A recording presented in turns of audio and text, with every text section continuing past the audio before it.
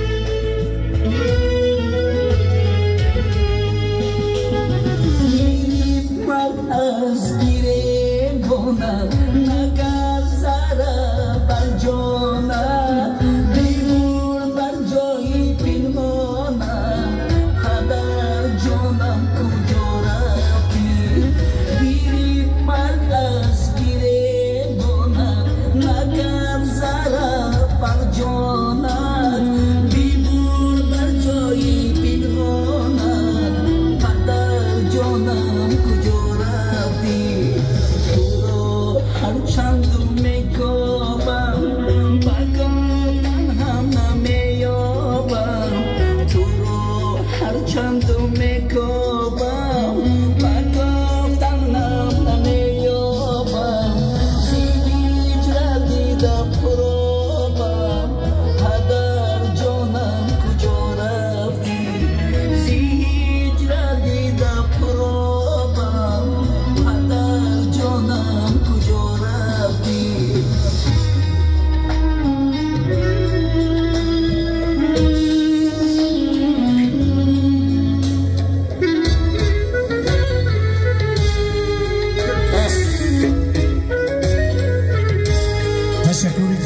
برای سرودی پدر، دیو برای بزرگی پدر و مادر که ستون خاندان ما و شما پدر و مادر است.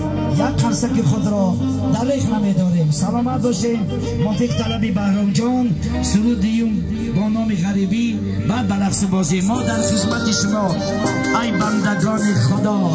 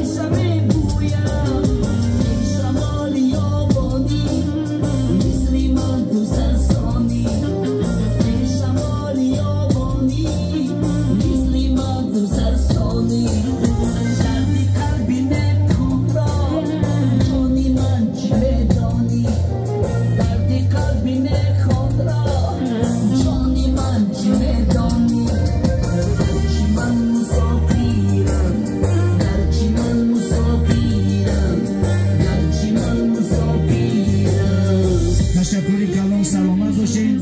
مرحمت همه برقص بازی توی بهرام جان مبارک شوم.